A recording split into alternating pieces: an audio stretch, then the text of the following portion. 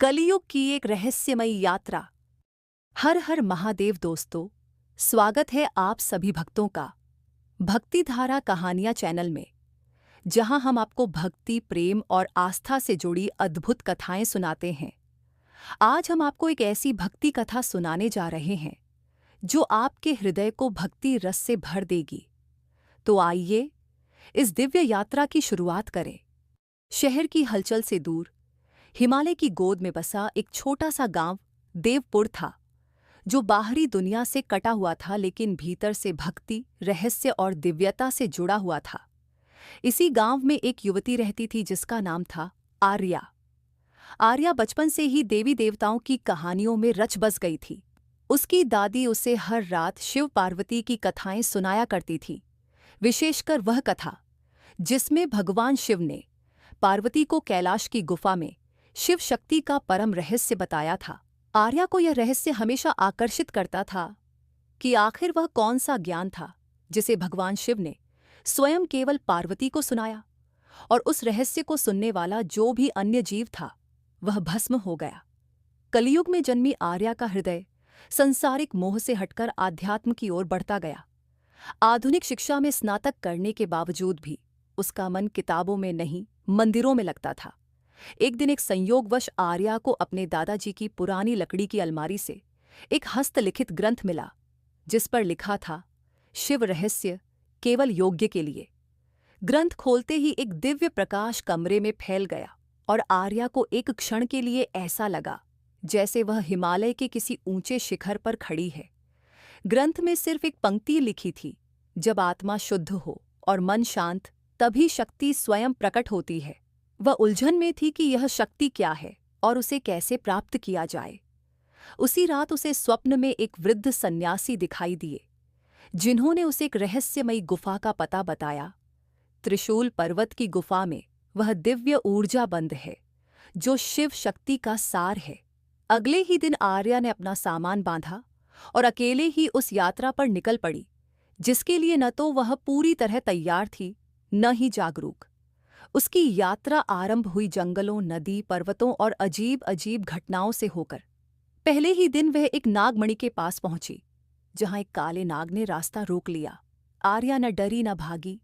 उसने आंखें बंद कर एयूएम नमः शिवाय का जाप करना शुरू किया। नाग शांत हो गया और अदृश्य हो गया।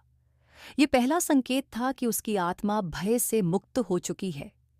दूसरे दिन उसे एक भिक्षुक मिला, जो दरअसल कोई सामान्य मनुष्य नहीं बल्कि भगवान शिव का गण नंदी था, जो मनुष्य रूप में उसकी परीक्षा लेने आया था। नंदी ने उससे पूछा, क्या तू उस शक्ति के योग्य है जो केवल पार्वती माता को दी गई थी? आर्या ने विनम्रता से कहा, मैं योग्य नहीं, लेकिन जिज्ञासु हूं और केवल अपने भीतर के अंधकार को प्रकाश में बदलना चाहती हूं। ये उत्तर सुनकर नंदी जी ने उसे आशीर्वाद दिया और कहा, तेरी विनम्रता ही तेरा बल है। धीरे धीरे यात्रा कठिन होती गई, पर हर कठिनाई के साथ उसकी श्रद्धा भी प्रबल होती गई। 5वें दिन आर्या उस गुफा के द्वार पर पहुंची, जहां त्रिशूल के 3 निशान थे। जैसे ही उसने कदम आगे बढ़ाया, उसे एक दिव्य आवाज सुनाई दी, जो स्वयं को त्याग देता है वही शक्ति को प्राप्त करता है। और फिर आर्या बेहोश हो गई। जब उसकी आंख खुली, वह एक तेजस्वी प्रकाश के मध्य में थी। उसके सामने भगवान शिव और माता पार्वती स्वयं प्रकट हुए।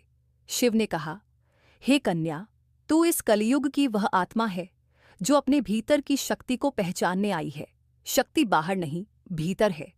पार्वती माँ ने कहा, बेटी, शक्ति वही है जो भयंकर अंधकार में भी प्रेम, क्षमा और करुणा के दीप जलाए। तू शक्ति की उत्तराधिकारी है, क्योंकि तूने अहंकार नहीं, समर्पण को चुना।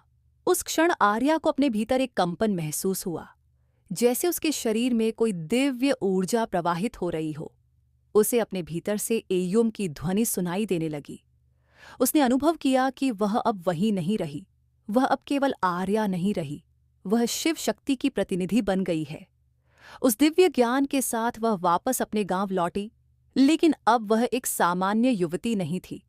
उसकी आंखों में तेज था, वाणी में सत्य और हृदय में शांति। वह जहां भी जाती, लोग उसकी उपस्थिति मात्र से शांति महसूस करते। धीरे धीरे वह गांव में एक आध्यात्मिक गुरु के रूप में जानी जाने लगी, लेकिन उसने कभी अपने अनुभवों का घमंड नहीं किया। वह रोज सुबह मंदिर में घंटों ध्यान करती, शिव और पार्वती की स्तुति करती और गांव के बच्चों को धर्म और करुणा की शिक्षा देती। समय बीतता गया, लेकिन एक दिन कुछ ऐसा हुआ जिसने सारी दुनिया का ध्यान उसकी ओर खींचा। एक बार एक बड़ा राजनीतिक नेता उसके गांव में आया और उसका उपहास उड़ाने लगा। उसने कहा, अगर तू शक्ति है तो इस मूक बालक को वाणी दे दिखा। ये बालक जन्म से गूंगा था। आर्या मुस्कराई। उसने उस बालक का हाथ थामा, आंखें बंद कीं और धीरे से कहा, हे शिव, यदि मेरी भक्ति सच्ची है, यदि मैं उस रहस्य की भागी हूं जिसे पार्वती माँ ने सुना, तो इस बालक को वाणी दे दो। कुछ क्षणों की शांति के बाद वह बालक जोर से बोला, जय भोलेनाथ। पूरा गांव स्तब्ध रह गया। नेता नतमस्तक हो गया और लोगों ने आर्या को जीवित शक्ति का स्वरूप मान लिया।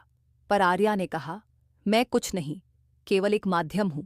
जो शक्ति मुझमें है वही तुम में है। फर्क बस विश्वास और समर्पण का है।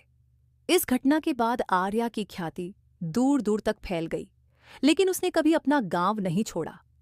उसके जीवन की अंतिम यात्रा भी उसी गुफा की ओर थी जहां उसने शिव शक्ति का रहस्य जाना था। वह गुफा आज भी वहीं है। त्रिशूल के 3 निशान अब भी पत्थर में उकेरे हुए हैं और गांव के लोग आज भी कहते हैं, जब जब कोई सच्चे मन से शक्ति की खोज करता है, तब तब आर्या की आत्मा उसे मार्ग दिखाती है। यह कथा केवल आर्या की नहीं, यह हर उस आत्मा की है जो संसार के शोर में खोकर अपने भीतर की शक्ति को भूल चुकी है। याद रखो, शक्ति कहीं बाहर नहीं, भीतर है। शिव और शक्ति अलग नहीं, एक ही चेतना के 2 रूप हैं, एक शांति, दूसरा ऊर्जा। और जब ये दोनों भीतर जागते हैं, तब जीवन स्वयं एक दिव्य कथा बन जाता है। दोस्तों, अगर आपको ये कहानी अच्छी लगी हो, तो कृपया इसे अपने मित्रों और परिवार के साथ साझा करें और भक्ति धारा कहानियाँ चैनल को सब्सक्राइब करें। धन्यवाद।